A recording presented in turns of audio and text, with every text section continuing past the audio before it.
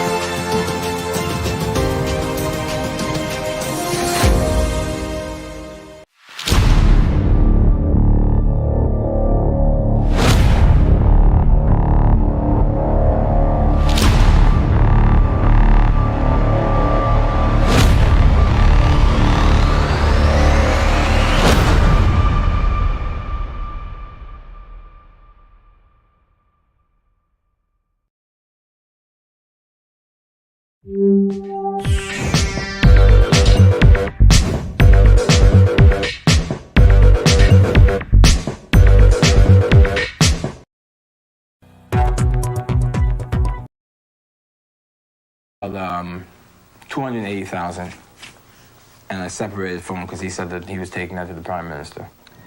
Under Pinling and Bannister, the Bahamas have become the Cocaine Islands, a smuggler's paradise.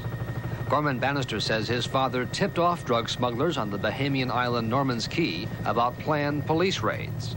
And in 1982, Gorman Bannister says he accompanied his father to Colombia, where the two met with one of the world's biggest cocaine bosses, Carlos Later, who is now in jail in Georgia. My father and I, and Carlos, we walked across the land. Gorman Bannister says Later told his father about an unsuccessful attempt to kill a member of the Bahamian parliament, Norman Solomon, whose car and house were firebombed when Solomon began investigating drug smuggling on Norman's Key. Carlos told my father that he bombed Norman's car because Norman tried to depict his Colombian people as dogs and scoundrels. Solomon was not killed in that bombing. Unfortunately, from my father's point of view. What did your father say? My father said you should have killed him. On the streets of the Bahamas, there are now many young people who are addicted to cocaine. Gorman Bannister admits he's one of them. And that's one reason he's decided to go against his father and his father's friend, Prime Minister Pinling. I'm talking about Lyndon Pinling. I'm talking about my father and other people in the hierarchy, but that were below them. They are corrupt. I would say so, yes. You know it as a fact? Yes. Are you prepared to talk about that to prosecutors in this country? If necessary, yes, because it's the truth. Even if you can't go back to your father, you can't go home? It's irrelevant. That will always be my father, and I will always love him. But it's time for the truth. Bannister's father and the Prime Minister have both denied all allegations of corruption. Hours after this interview, Gorman Bannister was placed under the protection of federal agents in Miami, and he is expected to be an important witness in a growing number of cases involving drugs and drug corruption in the Bahamas. Brian Ross, NBC News, Miami.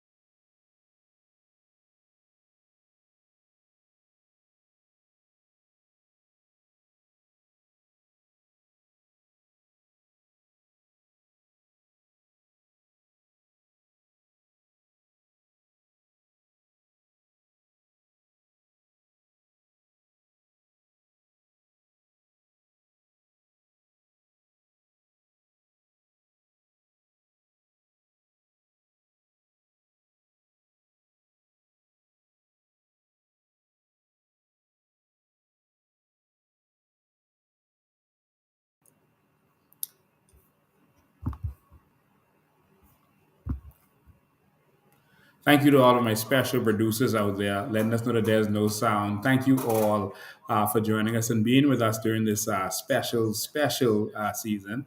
I will say that it's amazing that this year has just begun and it's already over, just like that. Um, the year is gone. And so time is flying. It is officially only 3 years and 9 months away from the next election. 3 years and 9 months away from the next election. My Lord. I hope y'all are ready. I hope y'all are ready. But hopefully the next election can come much sooner, like maybe, say, January. But I guess that's just wishful thinking. But hopefully it can happen.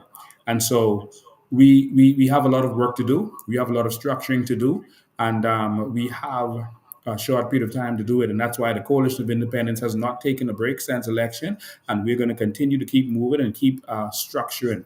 All right. So thank you all so much for being here. We got a lot to talk about tonight on this night. It's serious. But before I get started, of course, we're going to talk about some stuff with FTX because we're not playing with the government on this. We want the government to know that we are not going to sit down and allow corruption to continue in this country. We're going to stand up against it. And we're also going to talk a little bit more about what's going on in Grand Bahama. Got some stuff that's going to interest you. Every single Grand Bahamian is a millionaire. Every single Grand Bahamian is a millionaire. We're going to get to that in a little bit. All right. But first, I just want to say some things. I just want to say a special happy birthday to my firstborn begotten son. I got lots and lots of kids out there adopted, but I just want to say a special happy birthday to my firstborn begotten son. Um, and he is my firstborn, and I love him, and I just want him to know that, wow, you're turning 14. 14 years ago, he was born. That's a picture when he was born, of course. Um, 14 years old today. Happy birthday to my son. He's also Lincoln. Happy birthday to you. And God bless you. We love you, and we love you always. And so, my God, 14 years ago, I officially became a father. I also want to say congratulations to all of those persons who are now officially executives of the Grand Bahama branch of the Coalition of Independence. And of course, this is some of them right here on the night that they were elected, and they are Grand Bahamians from all walks of life. There's professionals, there's engineers, there's teachers, there's black people, there's white people, there's managers, people from all walks of life. I was pleased to see the Grand Bahamians that came forward and who are ready to take this country to the next level. Ladies and gentlemen, the war to save our country officially begins. Let me repeat: the war to save our country officially begins. Just want you to know that.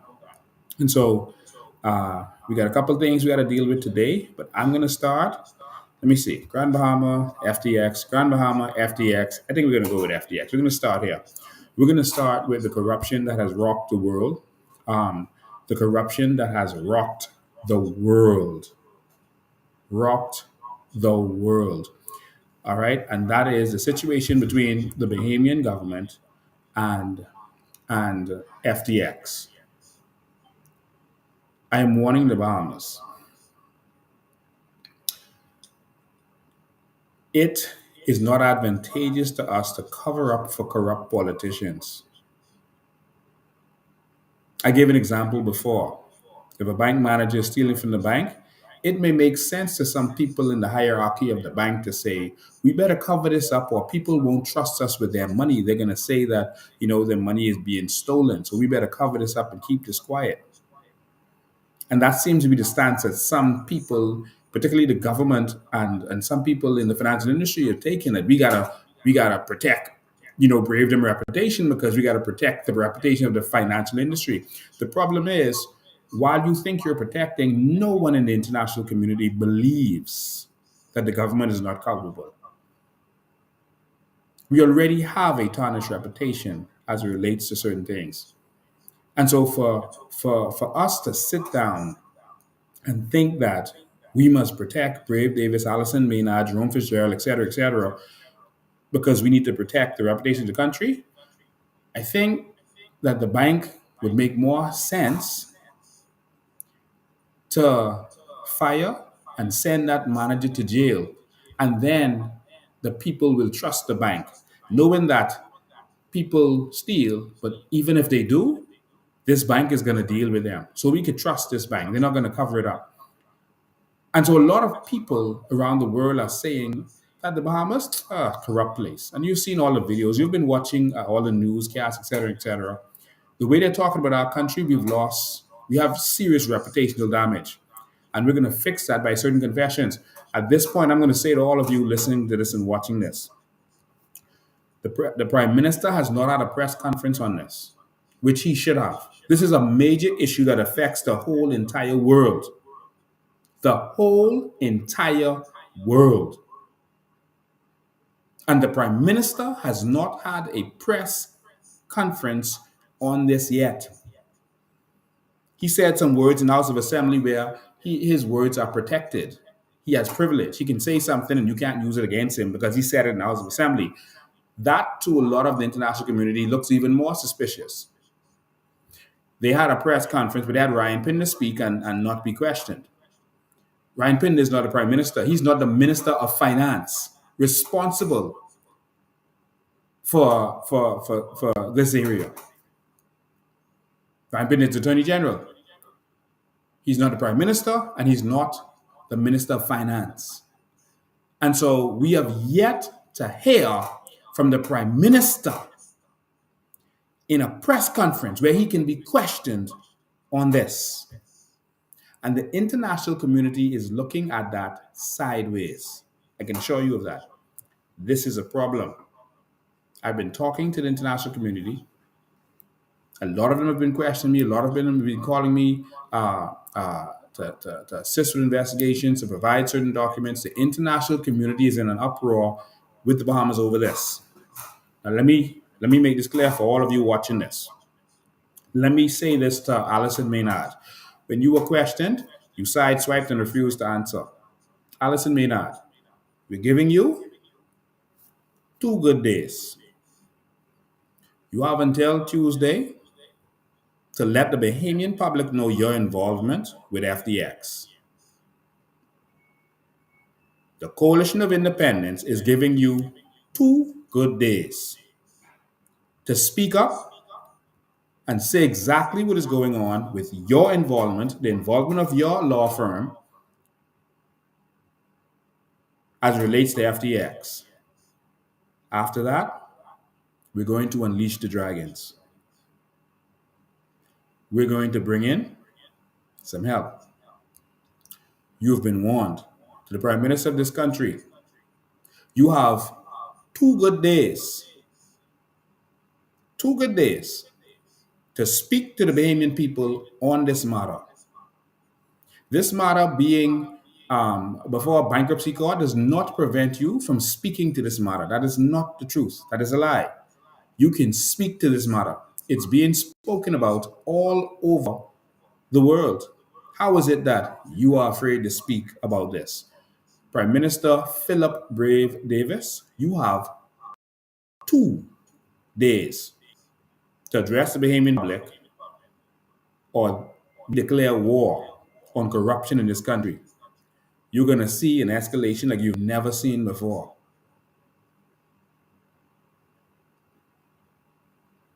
That's all I'm going to say about that. There are crypto millionaires who are angry with our country. Not because Sam Bankman-Fried did something, but because we as a country seem to be covering it up. We seem to have our heads in the sand. And so I repeat, to the Progressive Liberal Party, Philip Brave Davis, Alison Maynard Gibson, etc., et al., you have 2 good days. 2. That's all we're giving you. You have 2 days to come forward and tell the entire Bahamian public what's up. What's your involvement? Let me repeat. There are crypto billionaires who are ready for war. There are Bahamians who are ready for war. You see, since the UBP days, we've been embroiled in corruption. And we're going to get to that when we talk about Grand Bahama. The UBP gave away, Freeport under corruption. There was a commission of inquiry that showed that they did that. But guess what? Nothing happened because they're the government. What you going to do? Have your commission inquiry, find out what you want, and then go to hell. They don't care. And so they did corruption. They sold out the entire Freeport. They gave it away. And what y'all did? Nothing. The PLP took over, and what they did? Nothing. They didn't say, well, this was a corrupt deal. It shouldn't have happened. This is a disadvantage for the Bahamian people in the Bahamas. We're not going to allow it. They did nothing. They came in and continued it.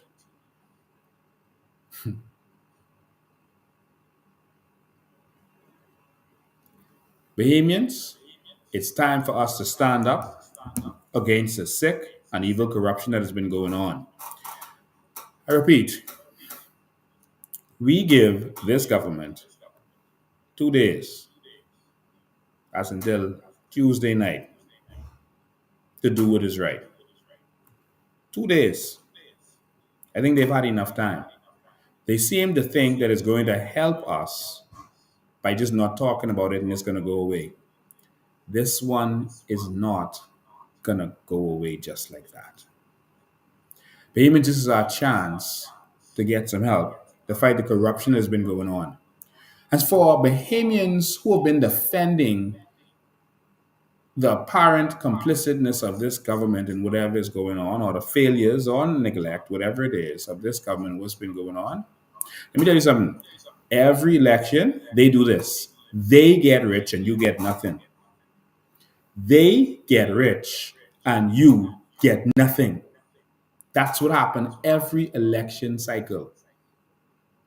These same people are benefiting, and then they tell you, just defend us, just back us up. Use a PLP, right? Defend your leader.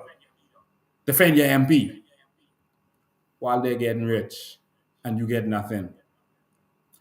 Was this allowed to continue? If our Lord and Savior didn't step in, they'd have been making crazy money. We have documents to show that all of those properties that were used for money laundering by FTX, the lawyer for them was Allison Maynard's law firm. We give you 2 days, and then you're going to see the real power of the COI. A new group of Bahamians, a different type of Bahamian who's not going to put up with this anymore. Game is over. Y'all are going to do what's right for the Bahamian people. Y'all are going to do what's right, or y'all are going to get dealt with. And so, again, I declare war on the corruption of this government. I declare war. And so, 2 good days, and this week, we are going to give our corrupt officials a Christmas present like they've never seen. So I just want to say a Merry Christmas to everybody except the Progressive Liberal Party. It's time to do what's right. It's time to stand up.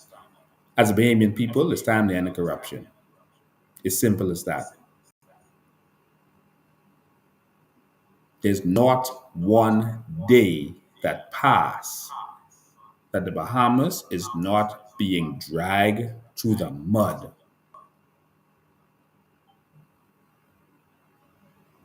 In the international community.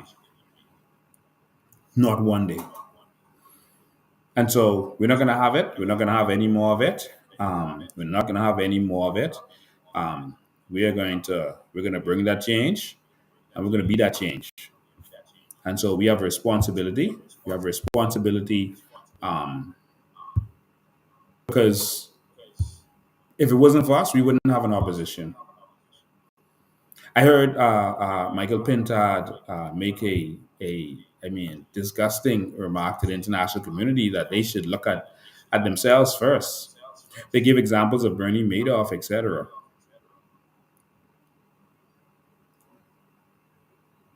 They gave examples of people who did crimes without the assistance of political cronies.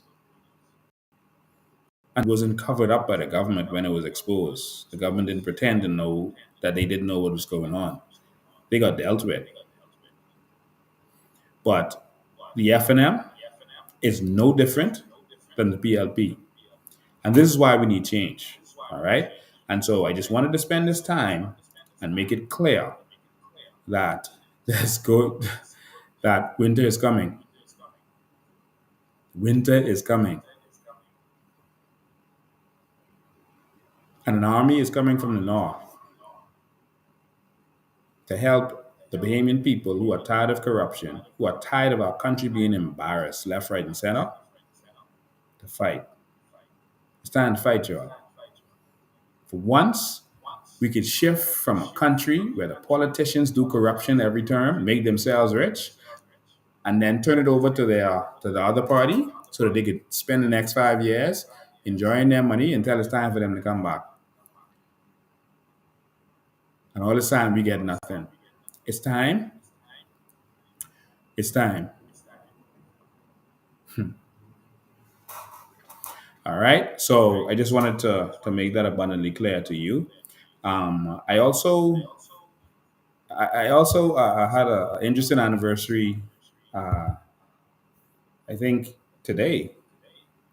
Yeah, today or yesterday. I had an interesting anniversary. Yeah, today. This has been just a few years ago. We held a business boot camp, and this is a picture from one of our boot camps where hundreds of Bahamians showed up, and we taught them about business. Many Bahamians went into business because of this boot camp. This is a boot camp that I put on a few years ago. We've had several boot camps. I've spent the last several years of my life trying to empower Bahamians. This is what I believe in, and this is what I do. Someone asks, what are you good at? What are you successful at? It's empowering other people. It's fighting for other people and empowering other people. It's teaching. We taught people and we taught them well. Persons enjoyed this boot camp. I don't know if any of you all on here was there. It was a masterful occasion. And so actually over 1,000 Bahamians attended this boot camp. It was 3 days, 3 separate weeks, and persons were uplifted, and we taught them. This is what it's all about. We have a lot of success stories. People like to talk about negative that they hear out there, but we're going to talk a lot about the good things that has been done. Now, just was an interesting anniversary we wanted y'all to hear about. So, ladies and gentlemen, y'all prepare, eh? If in 2 days the government doesn't do what they're supposed to do, David is coming for Goliath. And we're coming to cut Goliath's head off and feed him to the birds. We're coming to end corruption. All right? And have a country where Bahamians are empowered and Bahamians are put first. Someone says it's echoing. Let me see what I can do about that. I'm so sorry if you're getting an echo. Thank you so much for our online producer. Thank you so much for letting us know that there's an echo. All right, there you go. All right. So hopefully, once the United States authorities start investigating, it will expose the corruption so much that we can end the present corrupt regime and move on. All right. And so I see there's bragging going on about, they're saying that equipment has reached to Cat Island, and that Brave Davis is going to construct a building in Cat Island. Man, listen, Bahamas. Gone are the days when politicians should be bragging about building an airport. That's your job. That's like a maid bragging about washing the dishes. What kind of nonsense is that? We need to move on from that. They're saying that Brave is going to build an airport and he could pave some roads. Like, we still bragging about paving roads? We still living in the 70s and 80s? My Lord. We need to move on from this nonsense.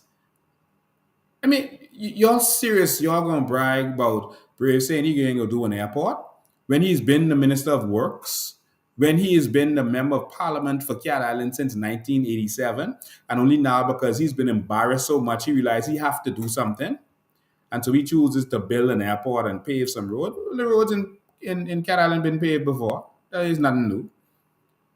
But we should not be bragging about paving roads, fixing potholes. I mean, we bragging on that. I see they're saying, I saw one video where they're saying that Leslie Miller did some cleanup, cleaning up garbage in her constituency this weekend. Like you want praise for that? My Lord. No, thank you. All right? Do your job. Do your job. Jesus. If the maid mopped the floor, should we have a big celebration? Say, boy, that's a good maid. Eh? She mopped the floor. My maid mopped the floor. Man, I love this maid. What? From 1987 to now, this is now 2023. You all count how much that years it is, and you all post that. And he just built one airport. And he wants to brag about that. Brave, you late. Still build the airport now. I ain't telling you stop. But you late. That ain't nothing to brag about. You need to just go hurry up, do that in secret, and just say, yeah, I failed, but I trying to make it up. I build the airport. I don't think you want praise for that. Jesus. We got to get it together. All right. So 2 good days and then war. Remember me telling you all that. 2 good days and then war. All right. Simple as that.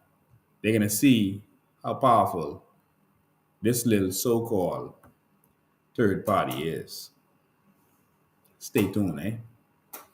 So, ladies and gentlemen, I want to talk about Grand Bahama. I had the opportunity to go to Grand Bahama recently, and a video went viral of a gentleman basically telling me to get off land in Grand Bahama, telling a Bahamian that they're trespassing on land in Grand Bahama. Our land. That was our crown land. All right. And somehow it turned over to some other people. I don't know how that works, but that was our land. So that was interesting to see the attitude of this gentleman. That was most interesting about it. He behaved like someone told him that once you're a foreigner in this country, you are king, and no Bahamian could question you or have nothing to say to you. It's like someone told them, listen, whenever you see black Bahamians, you talk down to them because this land belongs to foreigners. And as long as you're a foreigner in this country, you have all the say and all the rights. That's how he, that's how his posture was. That's how he behaved. But I just want this gentleman to know that you're a guest in this country. And while we let you beat up your gum because we wanted the Bahamian people to see your attitude, you're a guest in this country. I don't care how much money you're making in this country, you're making that because of us. And you should be grateful. And we know that there's a lot to hide, a lot that y'all are hiding. Because y'all are, billions are being made. Not by you. I can tell them who you are in a minute. Not by you, but there's billions being made from our country. And we're tired of the disrespect in our country. You'll fix your business in a minute. But we're tired. And so what we're asking you to learn how to do is respect us. All right?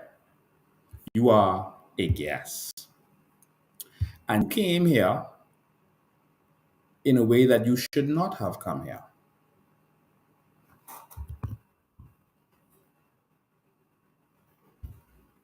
The gentleman you all saw in that video, his name is Jesse. Jesse came to this Bahamas. He came to this Bahamas as a worker. He came here some time ago, around 2006 or 2007, around there.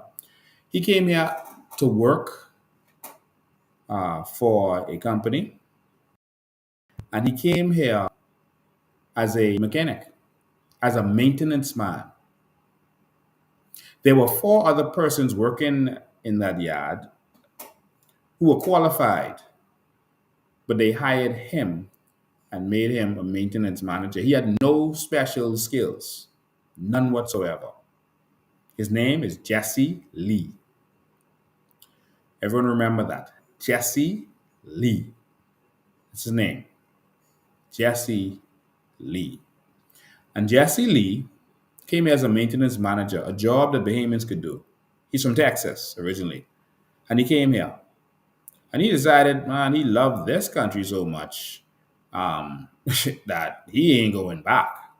And that's what a lot of them do. They come here and they love this country and they realize that because of maybe the color of their skin or where they're from, that they can be kings here. If they go back to their own country, they'll be a nobody. So maybe in Texas, he was a nobody, but in the Bahamas, they treat him, special.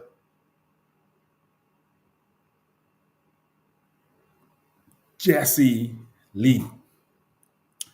He didn't want to go back, and they're saying that he allegedly had some issues with immigration a couple of times, and immigration took him from the yard, at least one or two times. And he decided he wanted to stay. And he found a way to stay. He found a Bahamian woman to marry. Smart move. He found a Bahamian woman to marry, and that allowed him to stay here. And he's been here ever since. Jesse Lee.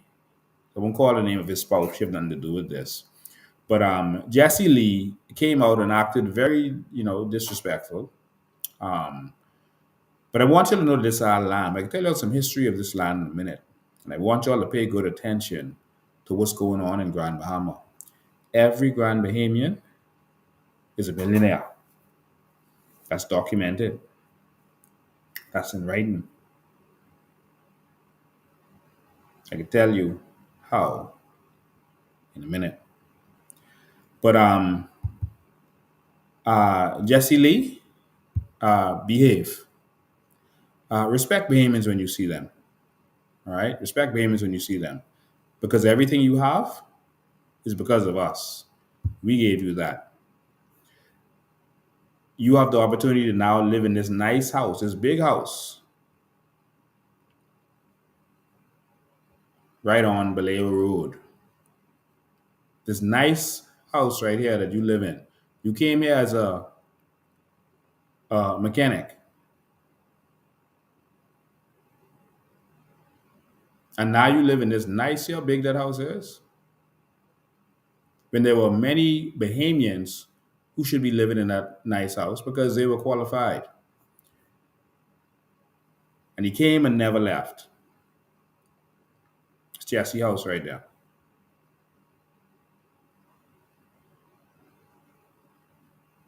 Lives in a nice mansion in Grand Bahama. And so, Jesse, you're welcome to share our country. You're welcome to share in our wealth. But just remember, this land is our land. This land was made for us. You are a guest here, Jesse. And so some people wonder exactly who I'm talking about. Let me just do a little screen share so you can see what I'm talking. In fact, let me play a little clip of the video so that y'all can see it. Let me put a clip on here for y'all. A clip of good old Jesse. All right? Because I want y'all to see how serious this is. Because I'm going to break some stuff down for y'all. Why? Because every resident of Freeport is a millionaire. Remember, I gave you this Christmas gift by telling you that every resident of Freeport is a millionaire. So let me just share a screen quickly, and y'all can see exactly who this Jesse is, because some people might not have watched it, even though it went viral. Let me see if I can get this up for you. Some people might not have watched it. Let me just play a little clip for y'all, of when we met Jesse. There's good old Jesse Lee in Grand Bahama. There he is.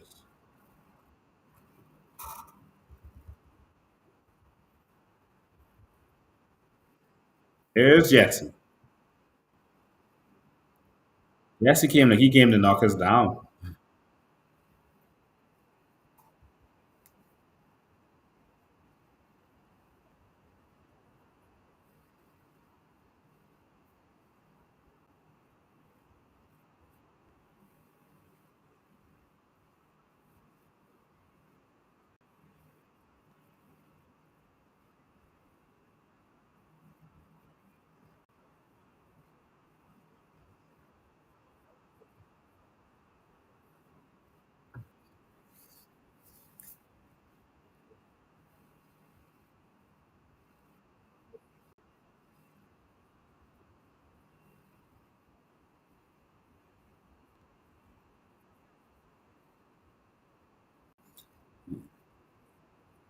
Look at his hand on his kimber and his neck movement. I mean, he is digging in there. He is talking to these Negroes, and letting them know, you know, get off, protecting these billions.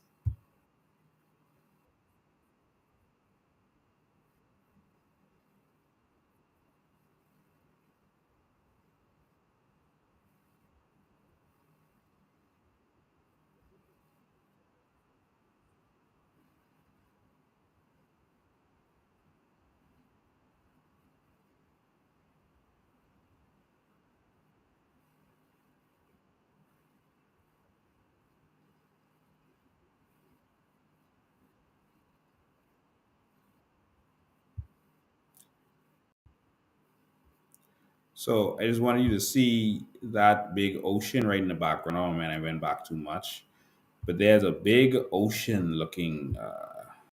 I went too back too far. I wonder if I could get y'all to see it. Let me just play it so y'all could see it.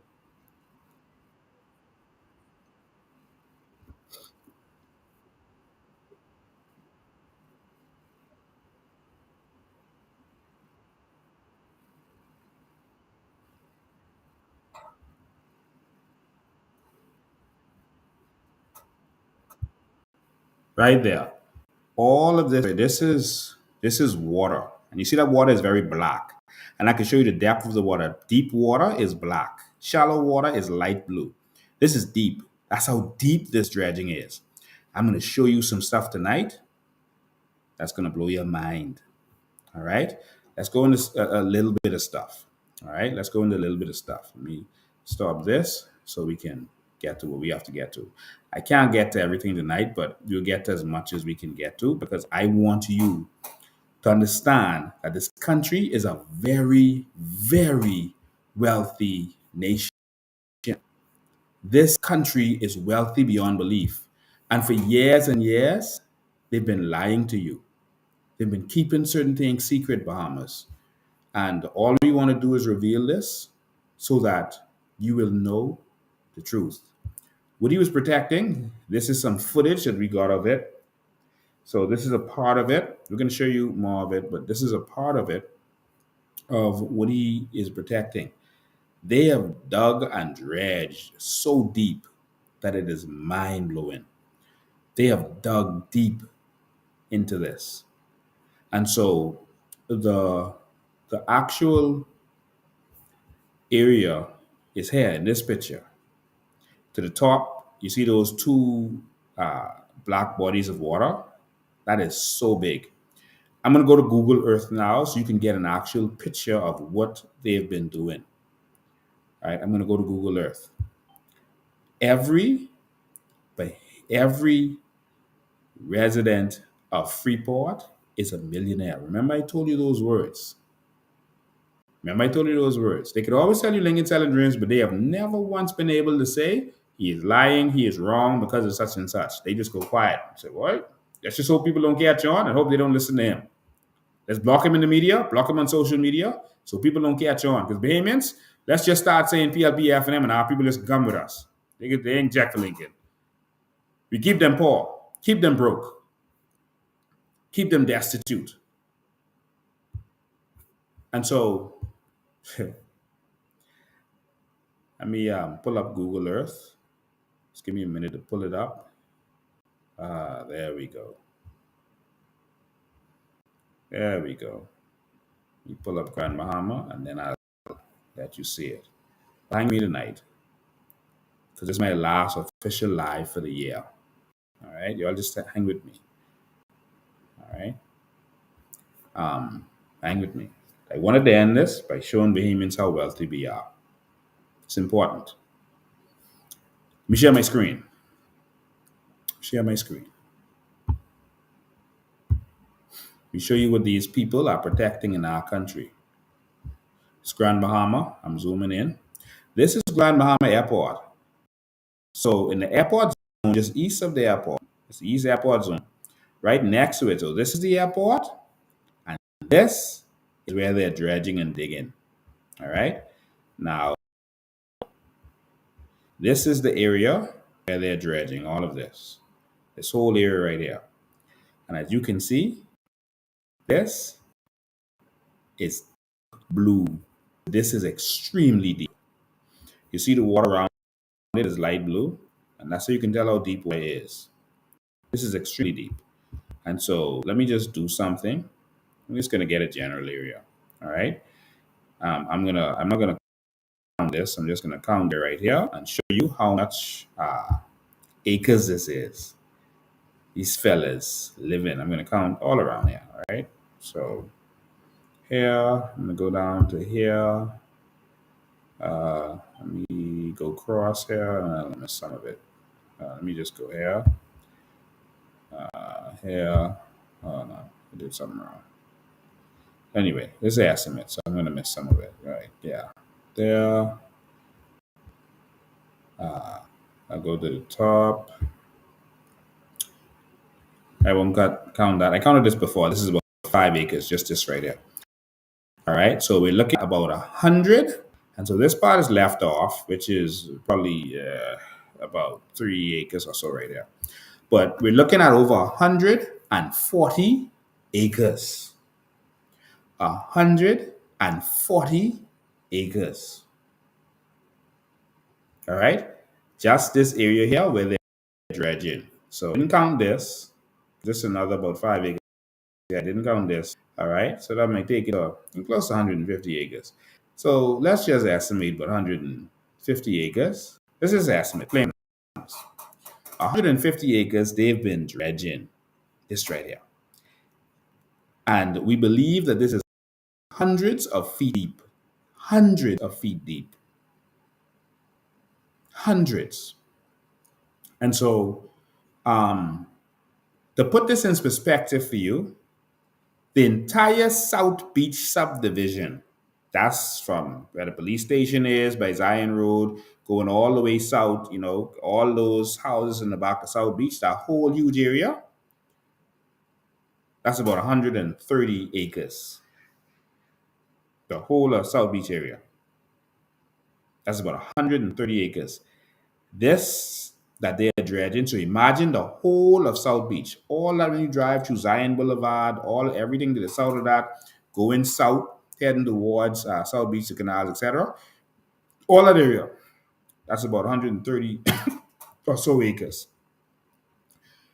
Imagine all of that is a big blue ocean. Like this, that they dig out. Do you know how? So Lake Kalani, not Kalani, Lake Cunningham, that's on the airport road. You see how long it takes you to drive past that lake? That's about this. All right? Similar acreage. You see how long it takes you to drive past? Like, imagine someone dredge all of that, but actually deep, 200-300 feet deep. That's how much trillions of dollars worth of aggregate that they are getting from within our country. Trillions of dollars worth of our aggregate over the years. Trillions. And this is what has been happening. Trillions. This is deeper than what Bahama Rock is doing. This is deeper. And so trillions of dollars is being made. And guess how much, if you check all of the Bahamas budget over the years, guess how much we get? Nothing. When it shows how much we get for limestone, one year it's at $27. I was so proud. But we get nothing for the limestone that is mined. And this is one site. There are several sites that they are mining at the same time. There are several sites that they're mining.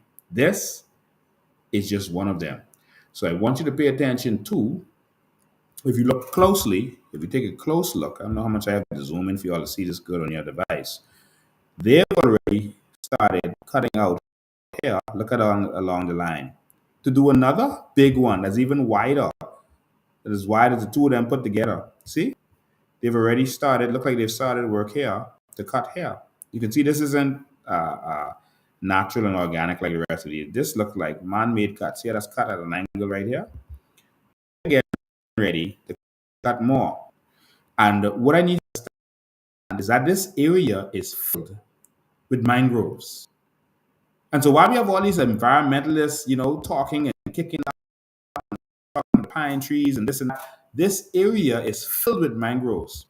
And how they do this is they cover the area with fill, and then they drill holes 80 feet deep, 16 feet apart. Holes that are 80 feet deep and 16 feet apart. And then they blow it up to break up the area. So they destroy the mangroves. So all the mangroves that was in this area was destroyed. They destroy the mangroves and they break it up and they do explosion. Those explosions were destroying the seabed. Sorry, not the seabed, the underground caves. We have limestone kind of caves that are underwater, and it is the water table. And that is how the water flowed. And that is why you're having a lot of floods in Grand Bahama now, because they have crushed these underwater caves because of all of the explosions, and the water has nowhere to go. And that's why Grand Bahama is flooding so much. All right? You can see the airport, which is right next door. See the airport right here. This the airport. This where they dredging. This where they blowing up. And remember, the airport here floods badly. All right? And so there's other sites where they're also doing stuff. I wish I had more time to go into more of this, but there are other sites where they're doing more of these demonic stuff. And they're making billions of dollars. What do we get for it? Nothing. We've revealed to you that there was an agreement that was supposed to be carried out. But because of corruption, no one forced these people to go along with this agreement. Because of corruption. They were supposed to provide education free of charge, medical facilities free of charge. They were even supposed to do housing, electricity, certain things for government workers, pay all their salaries, etc., etc. There was things they were supposed to do. Do you know what else they were supposed to do that we didn't list? That's written there, right there. They were supposed to provide 7.5% of all of their profits. 7.5% of all of their profits to the government. Over the years, we have not seen where any of the profits have gone to the government of this country. We don't see anything anywhere, nothing in any budget where they say this is a line item, this is the money we get from Freeport because of money that was made because of activities going on in Freeport. 7.5%. What do we get? Nothing. The F&M knows about this. The PLP knows about this. What do we get? Nothing. The Hawksbill Creek Agreement also says that if the Port Authority fails to provide anything in its agreement, that they must pay damages to us. They're supposed to provide education. They didn't. They must pay damages. They're supposed to provide health care. They must pay damages. And that means anyone who did not get proper facilities or they couldn't get proper medical attention because there wasn't proper medical facilities, they may be culpable for damages. We got to make this make sense. So a lot of Bahamians may not be ready for this conversation. I'm sorry, I gotta do some extracurricular activity here in order to get this. I gotta get this device going. I'm sorry.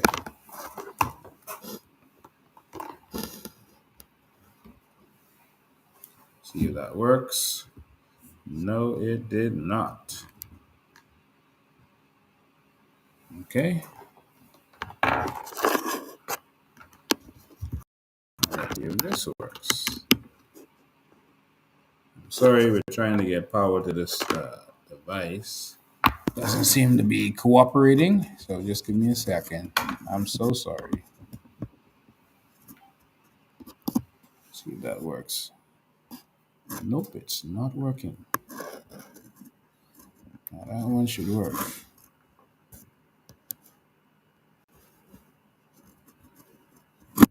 All right, I'm so sorry.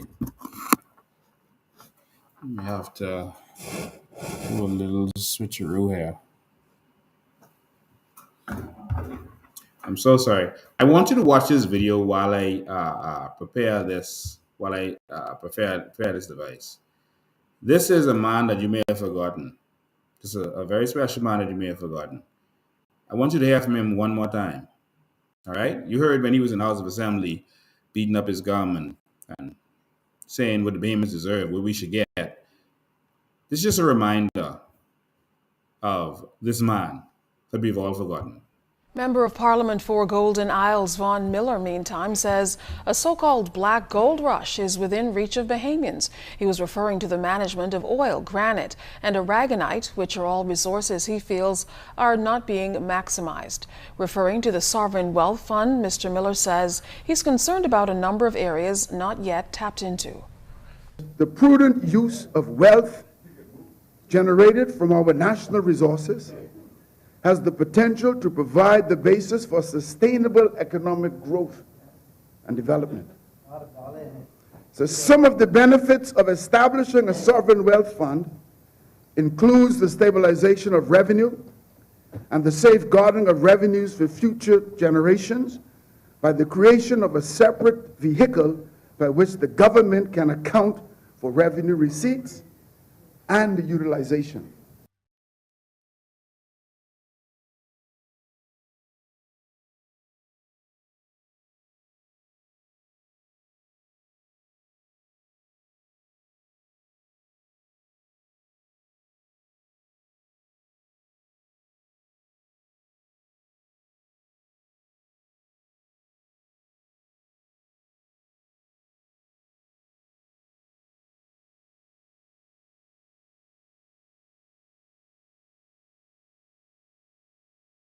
Limestone can be used to make other building materials, such as cement, mortar, and concrete. When limestone is crushed and heated with clay in a rotary kiln, cement is made. Cement can be mixed with sand and water to produce mortar, which is used to glue bricks together. Cement can also be mixed with sand, gravel, and water to produce concrete. Concrete, when hardened, is very strong. Pouring concrete onto steel bar structures creates reinforced concrete, which is even stronger. Limestone can even be crushed and used as an aggregate when paving roads. The term aggregate simply refers to crushed stones and minerals for construction or road building purposes. When limestone is heated with sand and sodium carbonate, certain types of glass can be made. Limestone can also be used to neutralize acidic waters in soil. This process is known as liming.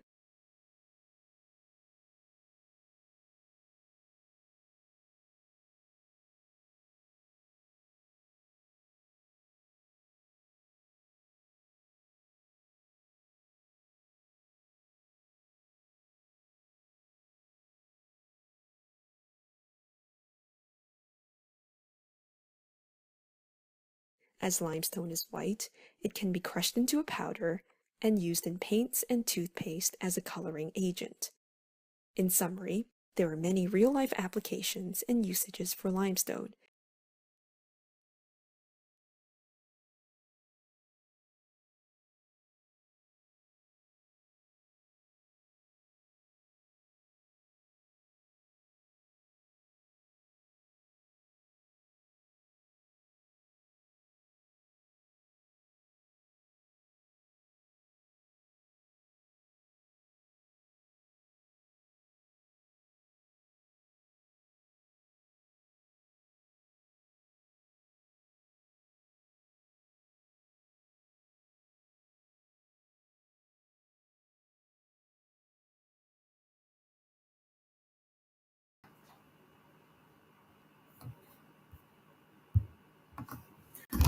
All right, I'm sorry. The video won't be as good as it was before. I humbly apologize for that. But I had to make some changes. Um, I, I just want everyone to pay attention and to see. All right, I want everyone to pay attention to see how valuable this stuff is. They use limestone and sand, two of the things we have as the building blocks of the world. It is the building blocks of the world. Why is it that our government is not in this industry? Why is it that we have not tokenized this industry? How are we thinking? There's so much I wanted to show you tonight, but I can't because of time. Um, I can't because of time. Um, why is it that we're not thinking? Every Bahamian, every single Bahamian should be benefiting from our natural resources. I don't know how else to say this, and I don't know how to make your friends and family catch on to this, but they have been dredging and dredging trillions of dollars worth of our natural resources. I'm going to do a Google Earth and show you what they've been doing over the years. We're going to go back to Google Earth and I'm going to show you Bahama Rock. I have a little clip from C. Allen Johnson when we were doing the investigations for our documentary that we did. I don't think we used this clip in the documentary, but when we were doing the research for our documentary, we spoke to C. Allen, Prescott Smith, other persons, and we included them in our documentary. This is a little clip from C. Allen Johnson where he showed the original intention, where he showed the suspicious behavior of these people. And they came here to dredge a harbor, but it turned into dredging a whole massive area. I want you to just pay attention and watch this little clip. Bahamians, we are billionaires. The company that Jesse Lee works for is Vulcan. It is the biggest company in the world as it relates to aggregate. Marriott Marietta, that is Bahama Rock, they're the second biggest in the world. Two of the biggest countries in the world are getting their material to provide to the world from us. Two of the biggest companies in the world, they're here. But we don't know the value of what we have, so we just let them take it free. Biggest companies in the world. And they've said that we have the best quality of this stuff. That only South Africa has some good stuff too, but it's not on par with us. And so does Mexico, but it's not on par with us. But we have the good stuff. Watch what C. Allen, this is a breakdown when we were doing our research before we release those documentaries. Watch this. This is the harbor right here. That's the harbor that they was originally hired to dredge. This little harbor, this is supposed to be the deep water harbor right here. And now they're way up here, all the way up to the top.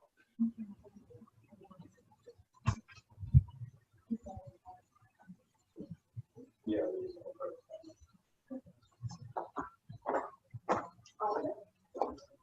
Okay. You see this? Okay, you see this plan right here, right? This is where, this is the container port where you see the container port right here, right in here. Oh, I'm pointing like y'all can see my finger. Let me get a bigger pointer. Okay, where's the pointer? Give me a hand, something. Okay, right here. Right in here, this is the container port right here. Okay, this here is where the ships park for the processing of the for the loading of the docks. This here is where this is the shipyard, and this is their part of their property where they're mining. If you look, this is, now I want you to pay attention, right?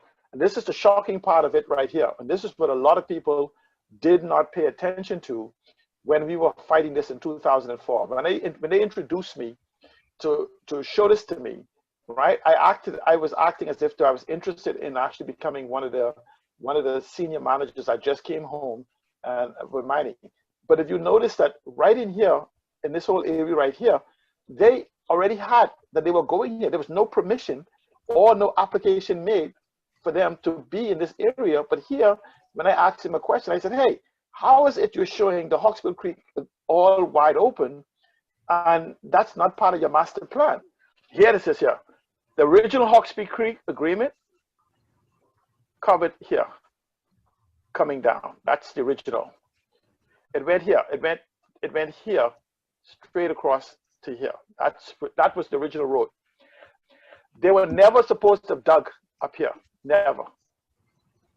Okay. So now you see, and so even for, if you look at all of this area here, in this area, right in here, this is an EIA, and this is where you have to question the credibility of our governments. How is it that they were making application, right? But these part here, with none of these at the time they make application existed. None of these openings existed. And here it is, like 12 years later, they give them consent. But you could see right here, they already had on their master plan what they were going to do. And this is where I was telling people back then, hey, pay attention, because they're not making applications. They're not making applications for here. What they're making applications, if you go back to the EIA, they were showing you in the EIA document. Let me see if I went back to that share. Yes. If you go back to the EIA document, they were making applications to come in this area right here. In this area right here, right? That's what they're making an application for. Yet, in their plan, they showed you how they was going to take all this other area that wasn't even on the plan that they were asking for permission for. So they were almost giving you foresight of what they were going to do. And that shows you for 12 years, they already knew that they were not going anywhere. There it go right here. And so this is what they were making applications for. Now, and so this is their original map. You see here, going further, right? This is where they were making application to dig when we started fighting them. But if you look closely here, right? Do you notice where they were? This was the Freeport Harbor. You see where they're all the way up here now? Up where this red is? They're all in this area now. So imagine that they came for this, the Freeport Harbor, and now they have all of this. All of this already dug out. You see where they taking Freeport away? So I'm saying to you, what happens is slowly, like for instance, nobody after we had the fight from 2004 to 2006 to stop them from going to the other side of the road. Because let me go back to a map. Essentially, what they've never held another. Here's what they said: for any modification of the agreement requires a public meeting. They've never had another public meeting. See, this is what they came to do, according to the Hawksbill. See, so they've been. Remember, they keep saying, "Oh, they've been digging based on the Hawksbill Creek Agreement." Well, according to the Hawksbill Creek Agreement, it was only supposed to be. They only came for this part right here, right? But now, they look where they at. this is the only thing left of the island, you know, this piece right here. That's the only thing left on the island that connects the two halves of the island. This little water line leading to 8 Mile Rock. This little water line right here leading to 8 Mile Rock. See how they done went? They done took, this is mangroves. So you could almost, when you look at what Bahama Rock already took, they went from this little area here they're supposed to do, right? Now, Bahama Rock then took almost the whole island, this whole half of the island, separated right here. When you look at what Bahama Rock have, this is the only thing that connects east to west, right here, this little road. Okay? That's the road the government built. Because Bahama Rock then took maybe a whole percentage of that whole section of that thing. They then separated the island. Here, this is 202, 204. I want you to look as each of these waterways type thing just start appearing. Okay. 206, 207, 8. That's still 8. That's 13. See how the water just here, these just fill up. These now, mind you, these are all backfill again. Because essentially what they do, hold on a second, let me just go through this first from the beginning. You keep going up. And so now I want you to notice, like right here, you see the Hawksbill Creek right here, and this is 213. This is understurf. You see how that's the Hawksbill Creek understurf. Deep hole right here. This hole here is now 80 feet deep. This right in here is 80 feet deep. If you notice that even right in 2013, you could barely see where the shipyard is. Move over here again. This is 2014. This is where the ships get repaired. This is where Caribbean, who was it? Carnival owns this port right here. And this is the shipyard right here.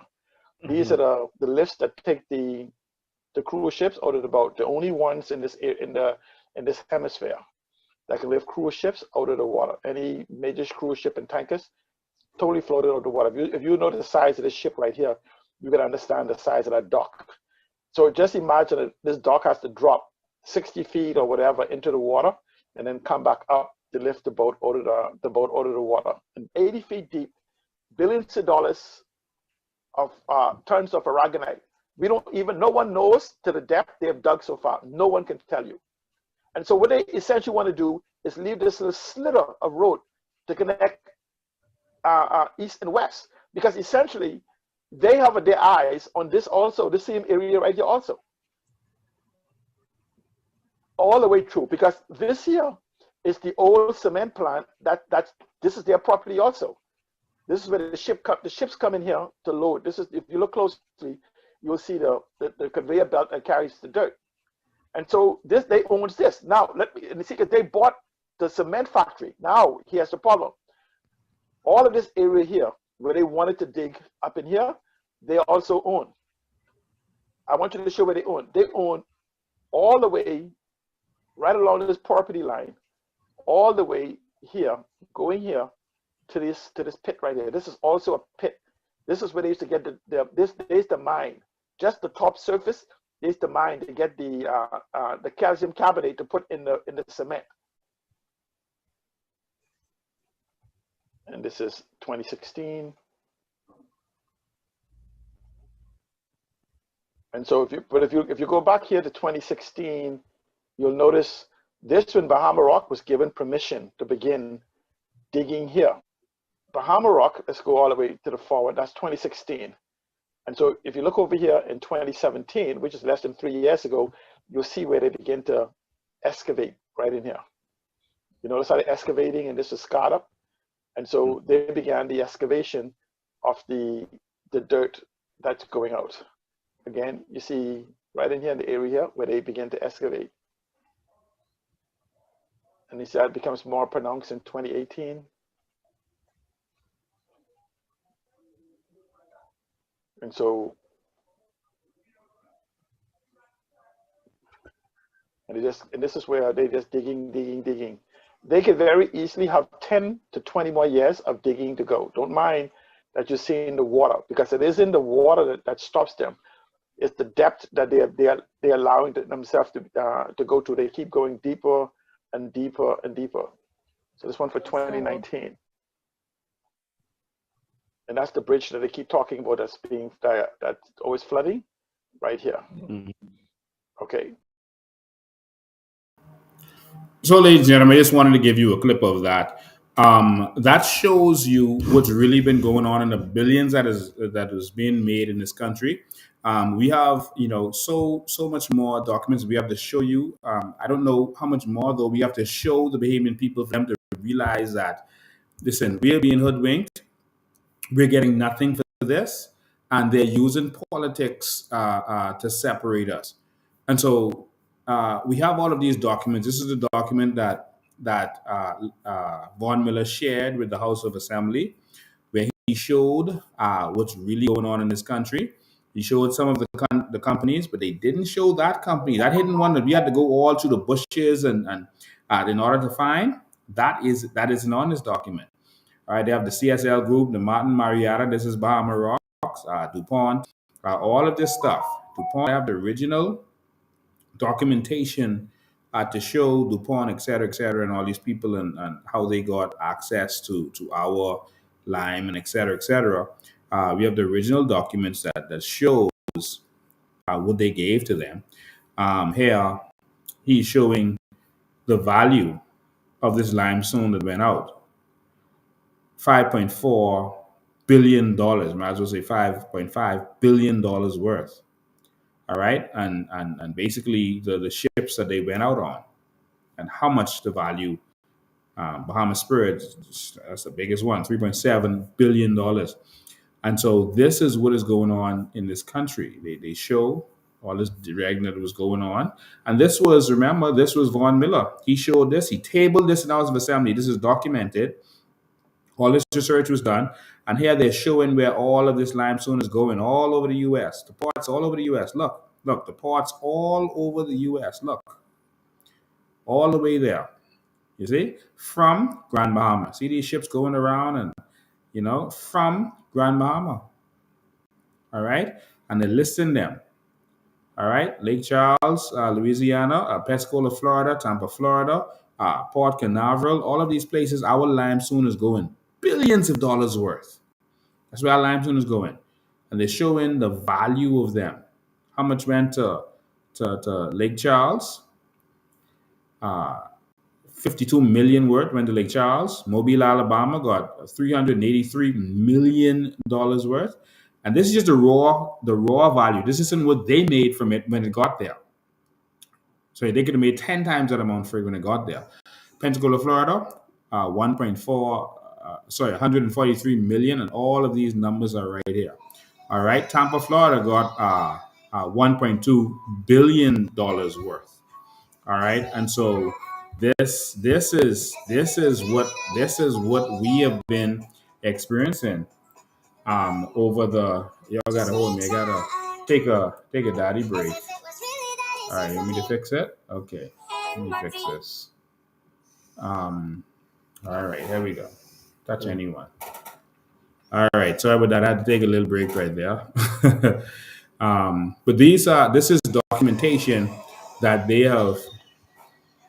have presented, and so the House of Parliament knows all of this information, and we have the full breakdown on everything that has been going on. We have the full breakdown on everything. All right. And there's so much more. Like I said, we have more documents that shows all of this. We have the original documents. And the truth of the matter is we are going to have to take our country back. The time for talk is over. And so I don't know what it is that y'all are going to do, but I can't take the talk anymore. And so I just wanted to be able to do this. I'm going to open the phone lines for a sec for those who want to call in and see what they have to say. I'm going to shoot a couple more of these documents that we have here. We have so many documents. It'll take us a very long time to go through all of them. A very long time. But and we spend most of our days reading documents, going through documents, talking to people, talking to professionals, locally, internationally. That is what we do, because we realize that our country is in trouble. Our country is in trouble. Yes? Yes. As go. You? Okay. You know what I mean? As you? Okay. Uh,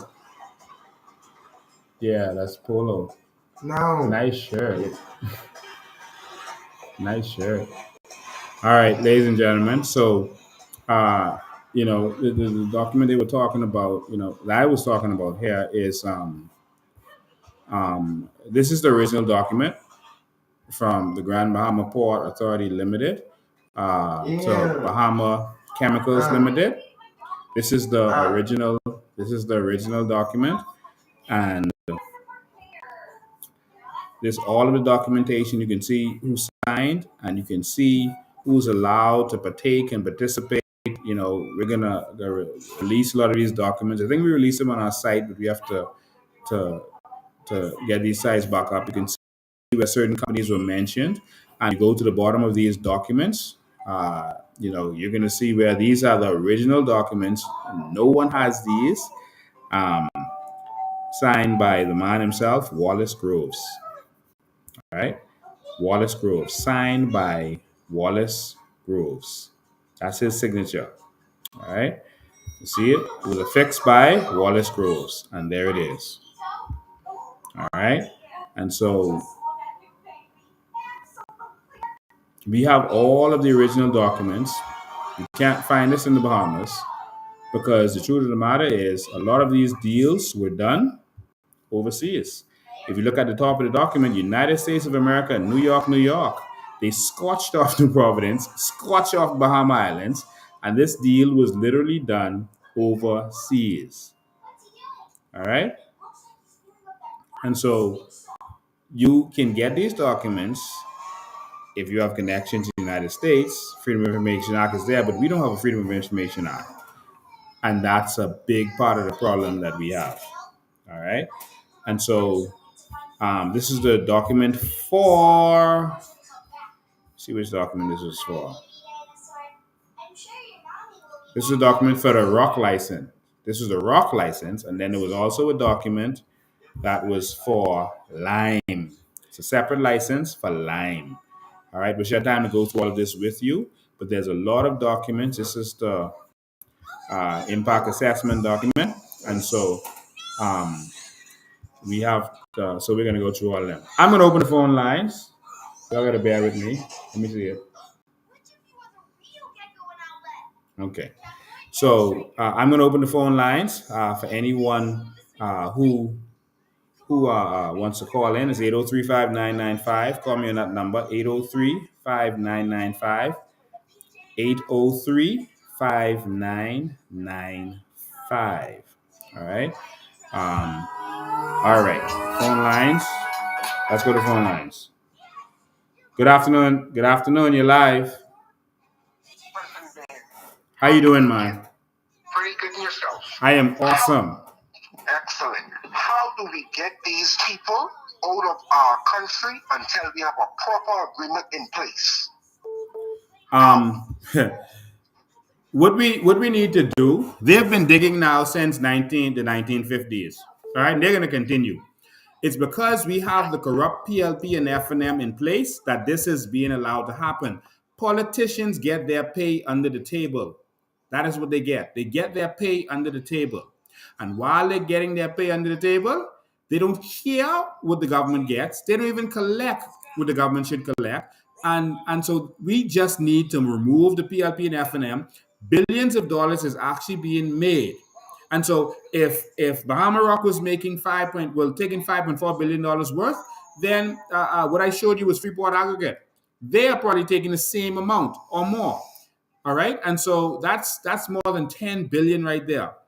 All right. There are other companies doing the same thing. Billions of dollars is being made. The problem is we are getting nothing for it. Nothing. If the Bahamian people need to know if they're not paying above the table to the Bahamas government, they're probably paying under the table, and it's probably in a trust fund in St. Kitts or one of the lesser Antilles. And it won't be in a politician's name, but they probably will be on the document as the president of that money? How do we track that down? Trust me, we have already tracked down a lot of it. We just need to get in power to make it effective. We were ready for them on day one. We've already tracked down a lot of it. I've shown where we've shown companies in England, Switzerland, etc. I've shown some on some of my lives where we've already started tracking down some of this. We can do this. We're gonna also, in addition to the research that we've done, we're gonna also bring in the FBI to assist. The same way the DEA assists our DEU with drug enforcement in this country, we're gonna bring in the FBI, etc., to assist with forensic audits, etc., to deal with corruption that is going on in this country. And so we've already tracked down a lot of it, and we are going to get this right. But we have to get rid of these corrupt governments. They're going to fight us. They're going to, destroy our character. They're going to fight us. They're going to threaten us. They're going to do everything in the world. But all we got to do is stand up as a people and let them see that we are tired. That's it. The only solution is to remove the PLP and the FNM. At this point, we have nothing to lose. Mr. Bain, I am out there campaigning for you in the food stores. I think that's you talk to that lady who said she was going to call you in Super Value on Mackey Street. Yes, I did speak to her. Thank you. Excellent. You're welcome. The Bahamian public, please, just try to campaign for you. You're telling your friends and family and co-workers you're doing a good job. But just try for 30 seconds of the day. Campaign to a stranger. Just wait for the right moment. Practice with the guy on the light. When he comes to ask you for $1, give it to him, but also ask him to please vote for Lincoln Bain so he can benefit from the carbon credits where he don't have to be hustling on the light.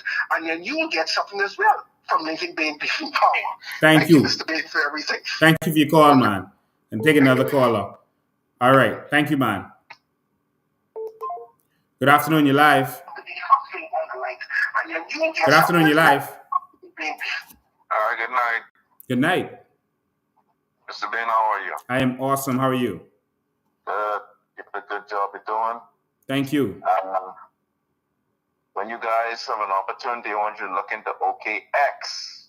Because OKX, I was looking at OKX to use them as a wallet. I was using FTX as my wallet. Mm-hmm. But they went down, so I've been looking around for a different wallet, and I came across OKX, and I put OKX into Trustpilot, and the amount of negative reviews OKX have of them taking people money, people putting their money up, they can't access it, all kind of stuff. So OKX, you got to look at OKX. OKX has come to the Bahamas also, and stay tuned. I know. And Allison Maynard's law firm was dealing with them also. And so stay tuned for the backlash from that. All right. Anything these PLPs are involved with, what's about to go down. Yeah, okay. All right. We're also looking into them. We can't say everything we're doing, but trust me, we are all over this.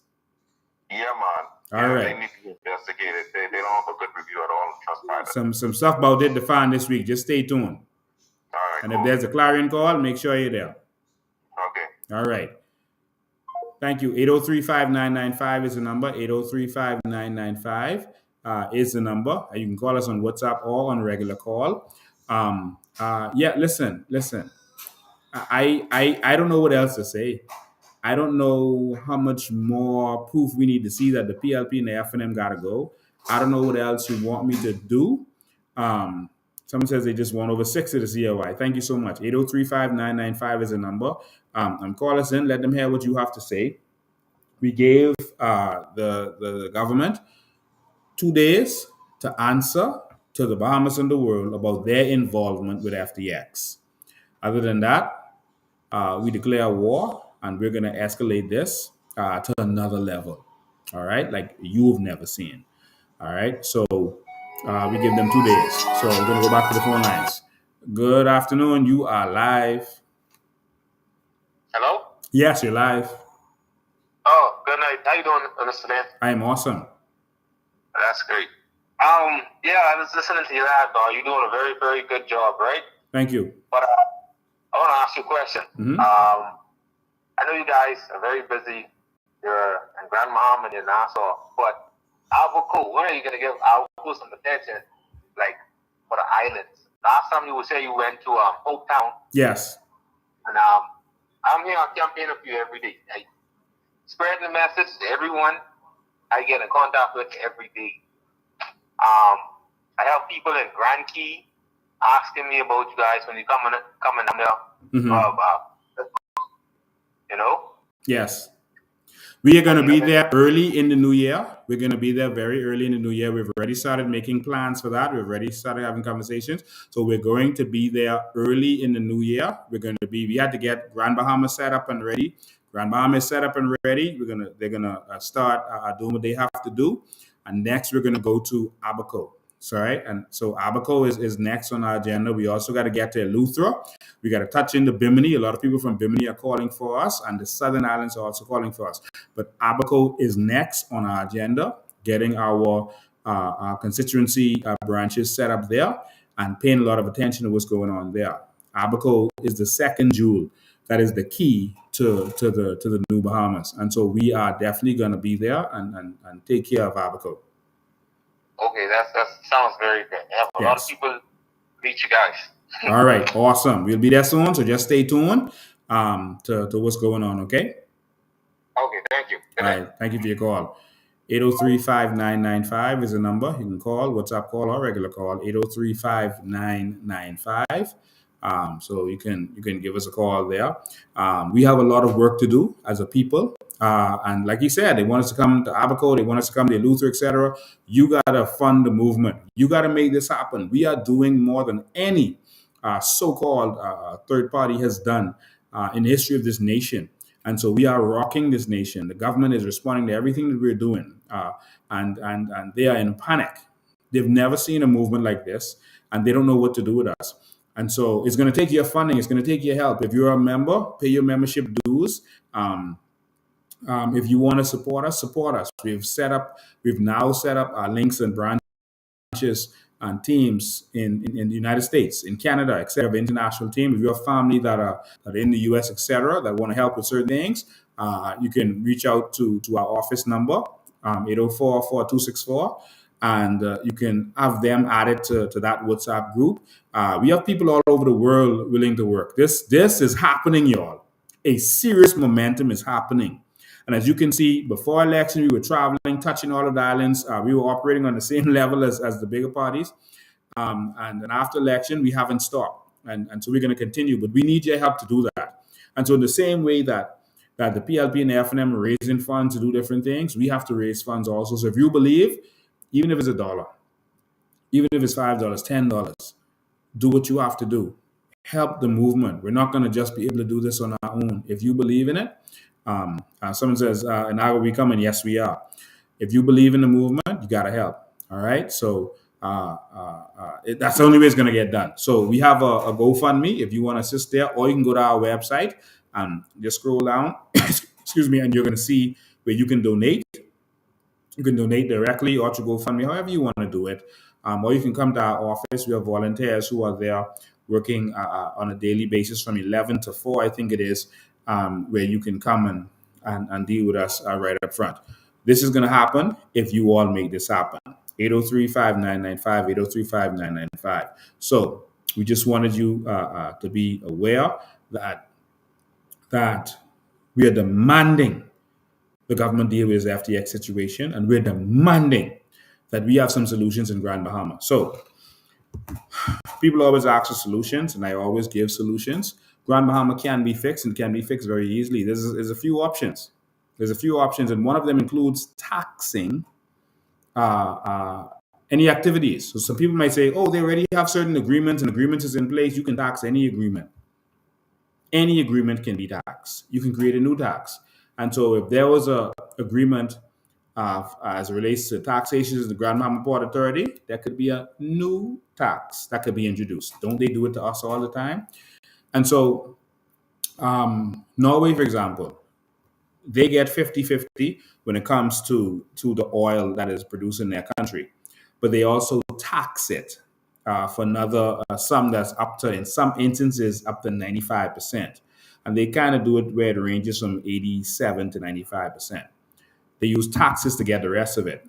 So the companies get maybe 5 to 10%, But Norway gets the bulk of the money that comes from their natural resource of oil.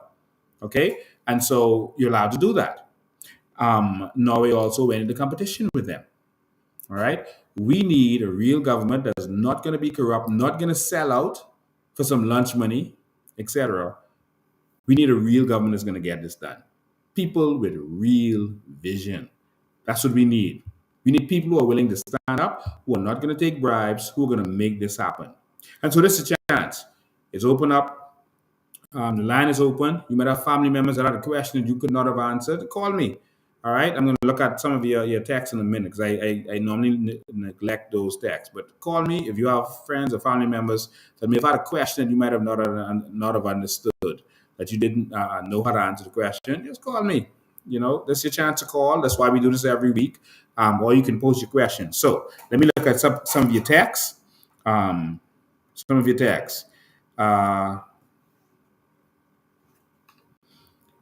Taxing any activities got on the Lincoln. They, as in the company, but foreigners got taxed, not the Bahamians.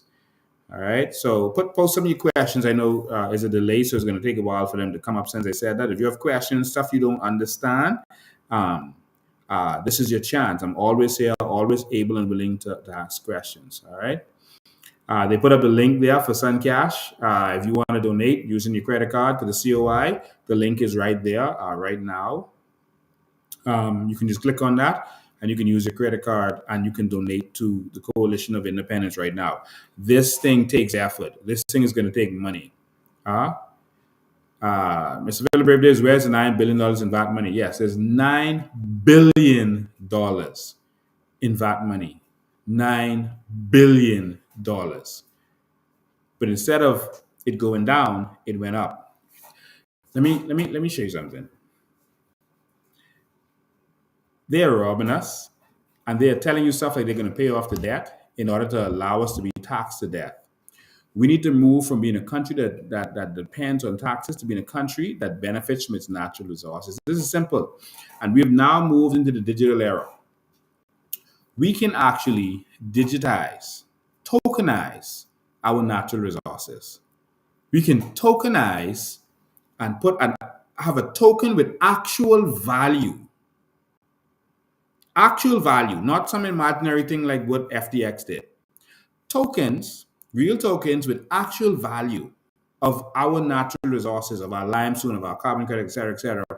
We can do this and make billions of dollars. Our debt could be paid like that. We could have tokens that is backed by our crown land. We could have tokens that is backed by our crown land. We could have tokens that we take, let's say 100,000, 200,000 acres of crown land.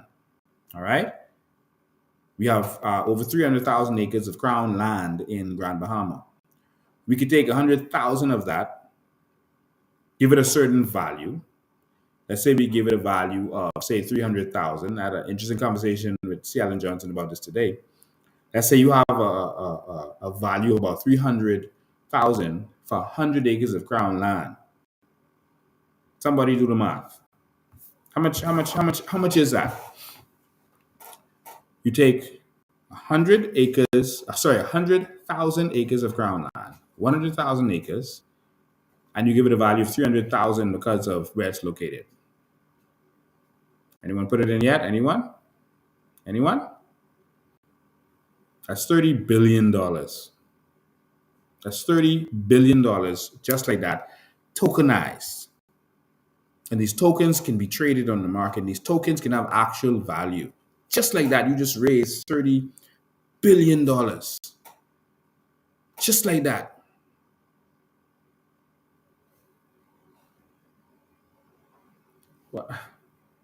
What is our government doing?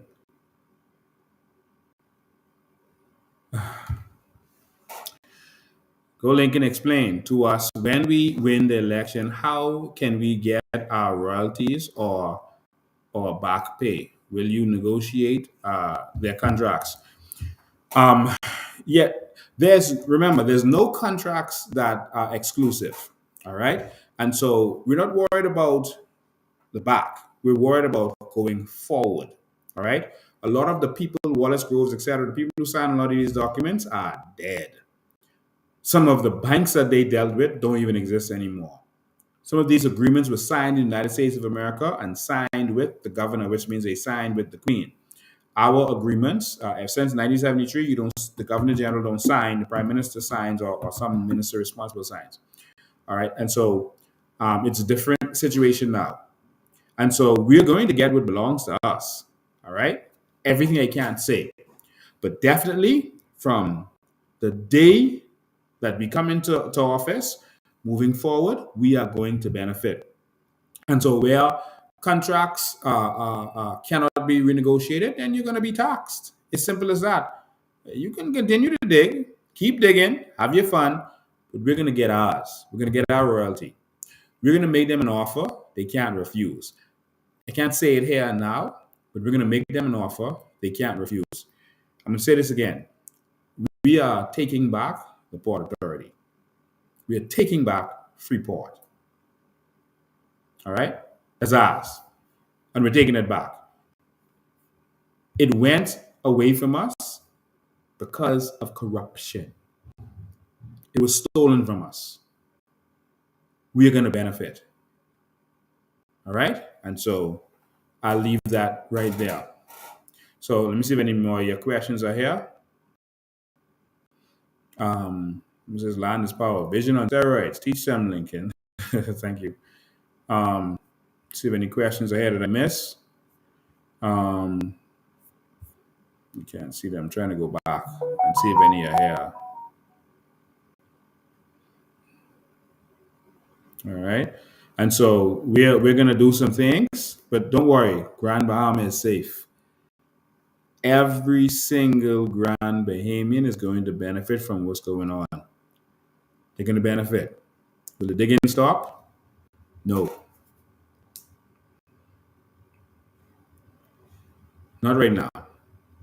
But we are going to benefit. Are we going to stop them? Are we going to take away from them? No. Just keep digging. Just like VAT was added to us, business didn't stop, but we had to start, paying our VAT. They're going to have to contribute to us. We get the royalties, and it goes to the Bahamian people. So, there's this talk about $3 trillion with a T worth of business that takes place in the Bahamas, worth of trade, not business, trade that happens in the Bahamas. $3 trillion. This is true. This is very true. Someone talked about it, I think Graham Reddiff said, talk about putting the VAT on it. No. We need VAT on it. We just need to tax it properly. All right? Tax it properly. And even if you get 1% of that, what's 10% of 3 trillion? Anybody? 10% of 3 trillion. 10% of 1 trillion. Think about it. 10% of 1 trillion is 100 billion. 10% of 3 trillion is 300 billion. Wow.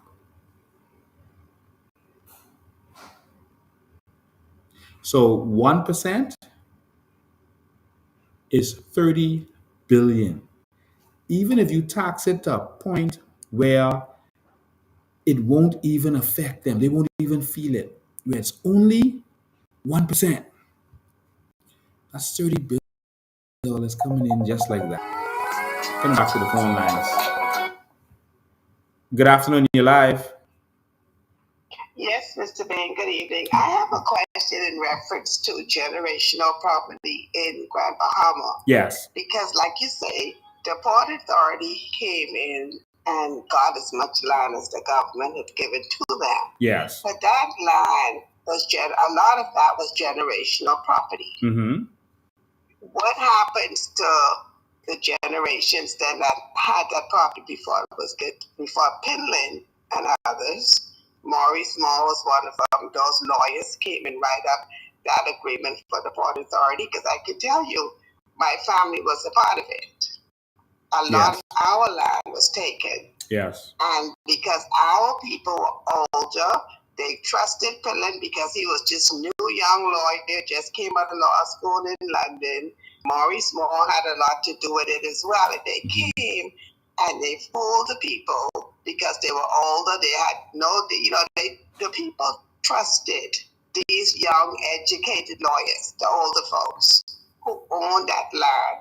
I could tell you, if you, Tano Beach and all of that property goes down to Williamstown and all the way up east, Barberry Beach and all of that was generational property. Yes. And all of that was given to the Port Authority. So now, if you bought a house, a Bahamian person buys a house in Freeport, that was our land to begin with. Why are we paying property and the cost of the house? Yeah, what happened in Grand Bahama is a crime of the century. I don't think there's been any bigger crime in world history than what has happened in Grand Bahama to the Grand Bahamian people. So for them to be able to sell land to Grand Bahamians that they were leasing is unheard of. All right, that won't stand up anywhere in the world. That has never happened before. They say you're leasing land, but you're going to sell it. Now, that crime that they did of removing our generation property, it should not have happened. It is actually illegal and it should go back. So, generation property is property that was left by the slave masters for the generations of the slaves. And so that was kind of a reparations. I wouldn't say it's complete reparations, but it's a kind of a reparation because they didn't want to have to pay them cash. They even promised the slaves in America 40 acres and a mule as repayment for what they went through. Of course, they never got that. The Indians got theirs because they're willing to stand up and fight. And they're together. The Indians got their land. As you can see, they have reservations that they are kind of outside of the law of America. But our black people is like everywhere we get tricked because they are able to divide us with politics and all of this nonsense. They keep us dumb and they fool us. And so our reparations was that generation property. But what they do to make sure we don't benefit from it is they don't give you title for it. They don't allow you to get title, so you can't use it as collateral, et cetera, or to get a loan, et cetera, et cetera. So that's what they do to keep us down. They stole our generation property and gave it in some instances to this Grand Bahama situation, this Port Authority situation, and that has to be fixed. We are going to right all of the wrongs as relates to property that has happened to Bahamian people in this country. There are so many people that we have documents for where they've been wronged. Half Moon Key, all right, that was owned by Bahamians, all right, and Ingram was one of the biggest criminals in this country's history when it came to land because he would just take the land of black Bahamians like they don't deserve nothing and just give it away to foreigners. That same Hubert Ingram, all right. I repent the day I ever voted in support of that evil man. They like Half Moon Key. It was 440 acres, I think it was. And they took 40 acres of it and just gave it because they know the black people can't sue. There was houses on there, there were buildings on there. They broke down the black people's property and just gave it away to the cruise line. You know, and this has happened to so many black people in our country where land has just been taken and raped and robbed from us. But we are going to right those wrongs. There are Bahamians that the king and the queen gave land to, and they took it from us. And Mr. B, one more thing before I let you go, because like you say, where there's no vision, the people perish. Because if our leaders had visions, instead of selling all of our private keys to all of these cruise ship owners, even if they had the sense to lease the islands, at least money would have been coming in to support, like you said, police and schools and hospitals and everything else. But when you have sold it, then you have no control over it. Yes. Yes. So I wish to thank you very much for what you're doing. We're following you, the information.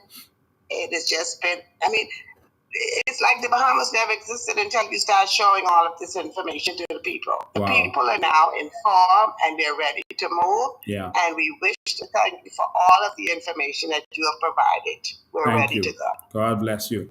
See you later. Thank you so much. Merry Christmas. Happy holidays. Merry Christmas to you too. And so there's a lot more information on our website, coalitionofindependence.com. There's all of those documentaries that we brought up before. A lot of them are there. So go there and take advantage of all of that information. A lot of my lives. When you have spare time, if I'm not live on a particular day, go back to my lives and watch those lives. Those lives have documents. They have a lot of information. It's a treasure trove of information. I know it's big, a lot of information, but you got to take the effort. I cannot share information in 10-minute intervals and 15-minute. This information is so vast, I cannot teach it in short videos. And so my job is to give you the information. And your job is to take from it what you need and go out there into the country, into the highways and byways, and evangelize. We have to prepare to organize. We have to organize ourselves. We have to organize ourselves in every constituency. All right, Grand Bahama, we've just put our executives there. It's important and imperative. I'll start firing people if it don't happen, because this is critical. We have to get this right. Form your branches. 10 people in a constituency. Each of them can reach 10 people. Each of them can reach 10 people. Each of them can reach 10 people, and it can spread out. We have to hit every door right now. A lot of people don't know about us, and the government is fighting us because they don't want this information out there. We have to go out there and make this happen. It is important that we get our databases and start now. We have to rescue this country. We have to rescue this country. It is important. It is imperative. We must rescue this country. We must. There's some information I know, and sometimes you see me go quiet, and it's because there's some things I know that you don't know. There's no way in these short lives that I do that I can reveal all of the information that I have. There's no way.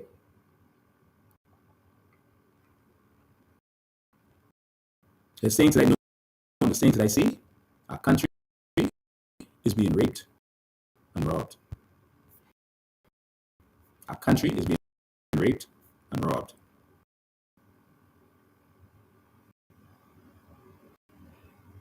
Raped and robbed. All right. Take a couple more questions and then we'll be out of here. Let me see if there's any more on here. Somebody says we need to set up rallies everywhere to let the people know. Yes, we do. FNM is also afraid of COI. They are more afraid of the COI than the PLP. They're more terrified. And so they're going to attack us. They're going to attack us. All right. So we've been taken advantage of for far too long. Now we're going to take our country back and start prosecuting the head. Of course, we gotta get this right. We're gonna fix this. We're gonna fix this. No Christmas for me. Fighting for Christmas. The Christmas. I can't see the rest of it. Lincoln, thank you for all of your investigative work. This is exactly what Bahamians need. Thank you too. Thank you to all the Bahamians who are signing up and helping to make sure this is happening. All right. Papa really did some wicked deals that didn't benefit the Bahamian people. And he has two puppets lined up. He has Michael Pintard, who's also the puppet of Brent Simonette, also the puppet of Fred Smith. He's everybody's puppet right now. And, but Ingram also has another puppet lined up, and that's in Dwayne Sands, waiting for him to come out. Pintard has not forced Long Island to resign or pressured him to resign because he knows that Dwayne Sands is going to pressure to get that seat.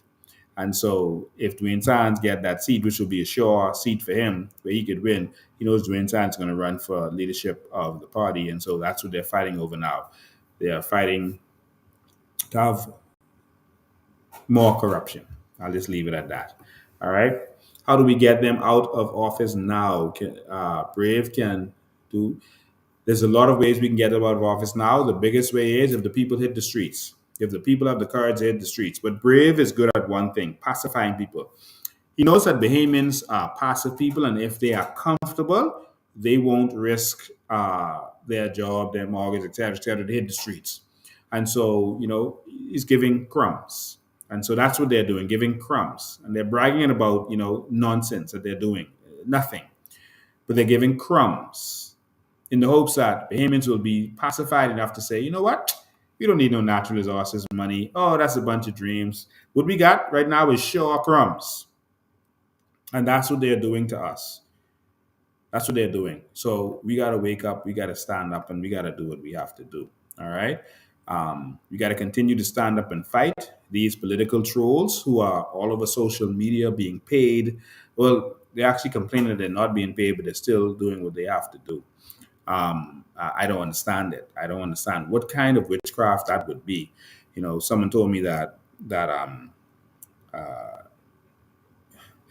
Fred Mitchell's special friend, Ben McKinney, that he put out a voice note, talking about some nonsense about the Privy Council, saying that I didn't apply to the Privy Council. Ben McKinney is a WhatsApp lawyer. I'm going to make this clear. Ben McKinney is a WhatsApp lawyer, and he has zero credibility.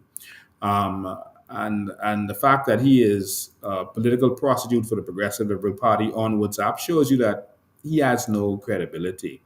Ben McKinney, if he were a real lawyer, and he's a lawyer who had, he has nothing. And, someone called him Jones a lawyer. I can't go there.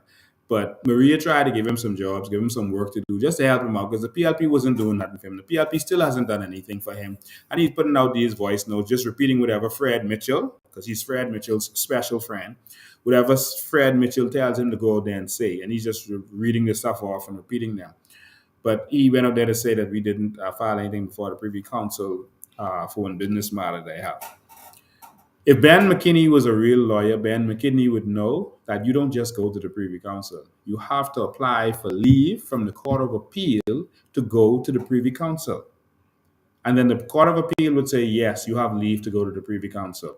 Or, no, you don't have leave to go to the Privy Council. And even if they tell you no, you can still go. But first, you have to go to them first. All right? But Ben McKinney isn't a real lawyer. He's technically a real lawyer, but he's not a real lawyer. And you know what I mean by that. And so he's never been to the Privy Council. He doesn't know these things. All right. Marie has tried to help this young man, but he's a nobody, and he keeps letting the PLP use him. Notice all the lawyers in the PLP, they don't do that low life stuff. He actually posted a picture. He literally posted a picture saying that he called the Privy Council. All right, and he showed a picture, and in this picture, it was so funny. Me and some people had a good laugh at that. He showed a picture. Oh, I wish I could have put it on the screen for you. It was so ridiculous. It was entertaining the way it was so ridiculous. He literally posted this picture. Let me see if I can pull this up quick for you to show you how desperate the PLP is. And they're so desperate to find something on me and Maria that they don't even make sense. That they are just in a panic over me and Maria and the COI and what we've been able to accomplish and how we've been able to do it. They don't understand this movement. They think that it's just us. They think that this has something to do with us and our abilities. No, this is bigger than us. And that is what they keep failing to understand. I'm going to put this picture up for you right now. Jesus, Lord. And anyone looking at this for 3 seconds will be able to see exactly, what this clown did. This is entertaining. This is just entertaining. And I love entertainment. But let me put this up here for you. Just give me a sec to pull it up. Where is it? I think that's it. Let's pull this up for you. I think it's coming up. Man, some of they wasting their time. This is what he did. He said he called the Privy Council, right? So right here, if you look carefully at this, he has a call at 2:45, 14:45. It's 2:45 for 49 seconds, right? And then at 2:46 for 1 minute, he has another call, right? So obviously he didn't get an answer here. So obviously this is the same period of time he didn't get an answer there. But look what he did. Right after that, you see the time? He went and did a screenshot at 2:48. which means that he only made that call to do a screenshot so he could say he called. All right, to say that he called the Privy Council and this is what he was told and this and that. Look at how stupid this is. You talk to the Privy Council in seconds. That's what you did, and they give you all this information in seconds. These trolls are getting more and more desperate. The PLP is getting desperate. The FNM is getting desperate, but they see changes in the air. And that is why they're trying to have a different voting bloc. But we're going to stand up and we're going to make this happen no matter what it is they say they're going to do. Yes, we are, I don't even want to talk about that, but I'm going to take one day and read the actual transcripts from there, and you will see where we don't waste time with that. Listen, we're gonna continue doing what we're doing.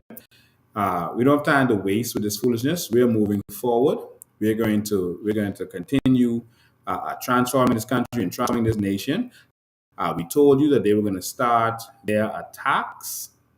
All right, they're going to start their attacks, but we're not going to stand down. All right, it's that we got some work to do, and we're not going to be distracted from that. Right? No one is going to distract us from that. And so they can say whatever they want to say. They can do whatever they want to do. But we can fix this corrupt country. We're going to fix this, whether they like it or not. And who think that they can find some people who are looking than me and Marie, or more eloquent than us, or more saved than us, then please tell them to come forward. Tell them come forward. All right? Bahamas needs all the help they can get. Tell them come. But no, these persons have sold their souls. And so they're not willing to stand up. We're going to stand up for this Bahamas and do what we have to do. All right? And so it's that simple. So let's keep doing what we have to do. All right? I think that's it. I think we've covered, as much as we need to cover today. I think that's all we need to cover today. But ladies and gentlemen, 2 days. And then it's time to stand up. The corruption must end. The corruption must end. That's it. All right? So for those who want to run for the COI in the next election, it's time to start coming forward. We have candidates who are still with us, who are ready to go. A lot of candidates who are still with us, and they are ready to go. It's time to hit the highways and the byways. It's time to hit the streets. It's time for the ground game. Troops on the ground. We need your support. We cannot do this without your support. We hear you saying, thank you, thank you, thank you. Keep going, keep going. We can't go unless you help us. Keep going. All right? We cannot keep going unless you help us to keep going. As simple as that. If you want to see this succeed, you have to do what you have to do to make it succeed. This is a movement of all of us, not of me, not of any individuals, of all of us. All right? So thank you so much for tuning in. 2 good days for this corrupt government to explain exactly what has been going on, what they've been up to. 2 good days. That's all we're giving them to this corrupt government. 2 good days. And that's it. Thank you all for tuning in. We appreciate you. We love you. We can't put any music on there because we don't want to get hit by the copyright police. But we just want you to know that we're going to leave you with some videos as we always did. Enjoy your Christmas. For those of you who celebrate Christmas, personally, I do not believe that Jesus was born on the 25th of December. But for those who do, that's on you. I don't. And so for those of you who know the reason for the season, celebrate your reason for the season. I will end with this. Unless you understand the reason for the season, you will not have an abundant life. When you understand the reason for the season, you will not let anyone, politician, boss, loved one, lover, husband or wife, take advantage of you. If you know the reason for this season, if you knew the reason for this season, you would live your best life now in preparation for the next one. If you knew the reason for the season, if you knew the reason for the season, you would do your best to be the best person that you can be. Ladies and gentlemen, the reason for the season is not Santa Claus. The reason for the season is not Frosty the Snowman or the Rudolph the Red-Nosed Reindeer. The reason for the season is not even baby Jesus. The reason for the season is you. You are the reason for the season. The season happened because of you. There's some people who believe that Jesus came as a Christ to sacrifice for us. I'm one of those people who believe that. If that is the case, it wasn't about him. He actually did that for you. Think about this. You know, I had a mother who sacrificed everything for me. She would, go and pay my school fee. If someone goes and pays your school fee for you because they want you to get a better education, is that about them who came to pay the price, or is it about you? That's about you, right? So that was about you. If you want to go to college and someone steps up and say, I'm going to pay your college, all I want you to do is live your best life, do what you can do, and pass it on to someone else. That's not about the person who paid the price. It's about you. They did that for you. My mother sacrificed and wore the same dress and did all the sacrifice she did to cause me to get an education and be the man I am. It wasn't about her. It was about me. So she wants me to honor her by living the best life that I can be. I say all that to say, the reason for the season is you. The sacrifice was made for you. And so you must honor that sacrifice by being the best person that you can be. Simple? That's it. And so for those who believe in the season, the reason for the season is you. All right? And so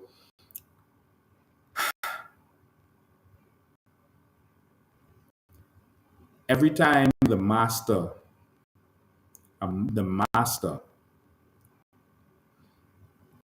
gives to mankind, he gives land. But it isn't just about the land, it's about what's in the land. They always describe what's in the land. In the Garden of Eden, we got land. That's the first thing we got, land. The first thing man got was land. That was the gift to us, land. And then it described what was in the land, the rivers that flowed to the land, and the fruits and the trees and everything else that was in the land. It described the onyx and other material that was there. It described the gold. And it said it was the good gold. The good gold. You gave good gold to people who don't even wear gold yet. But it was a good gold because it was there for them.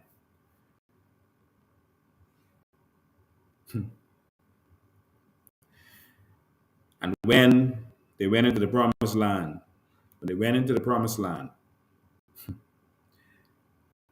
it described the land of milk and honey, etc., etc. It's always about what's in the land.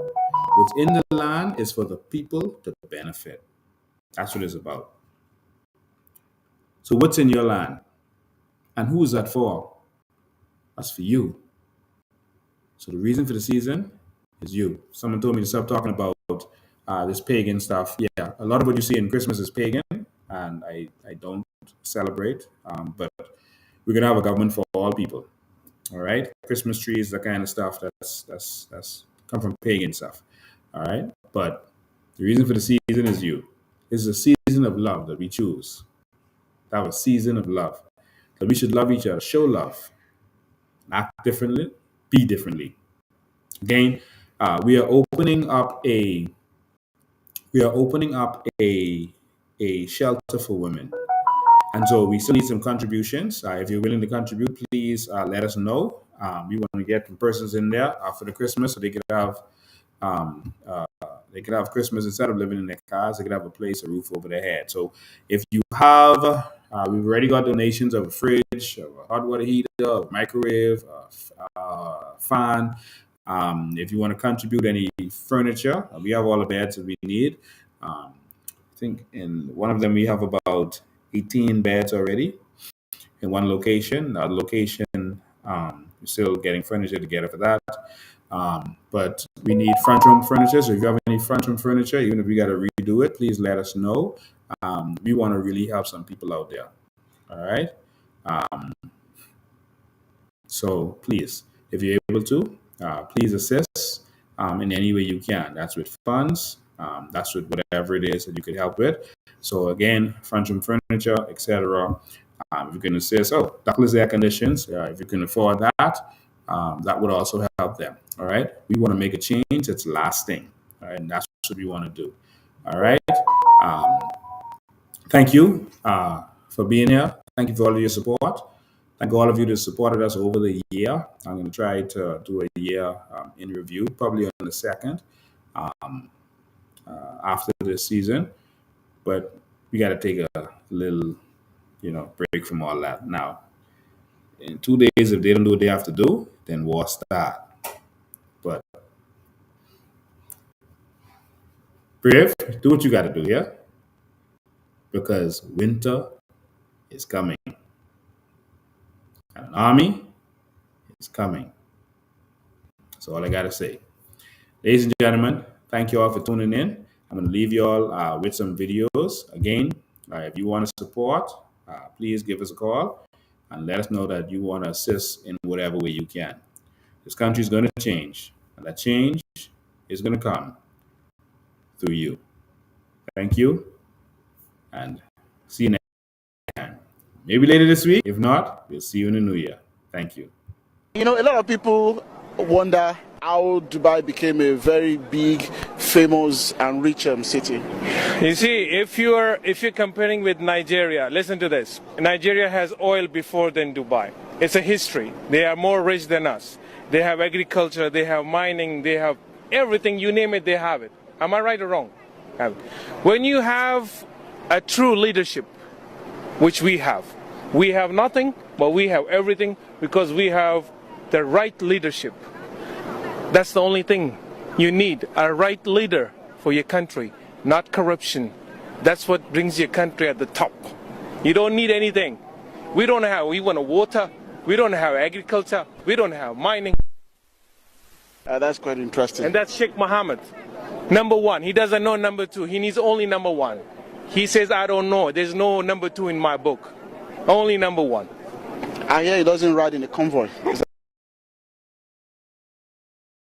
I don't know how you did this in 50 years. You look at history. Who does this?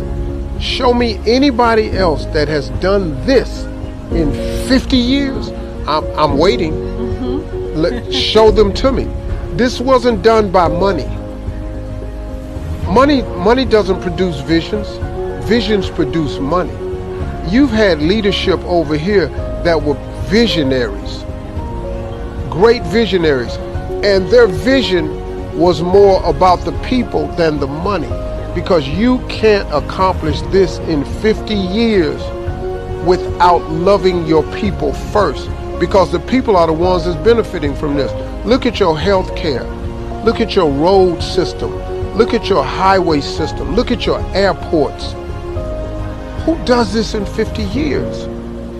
But who benefits? You're going to care about those people. It's something to be learned about. Ladies and gentlemen, see you next time. And remember, change ain't coming, change is here. Enjoy.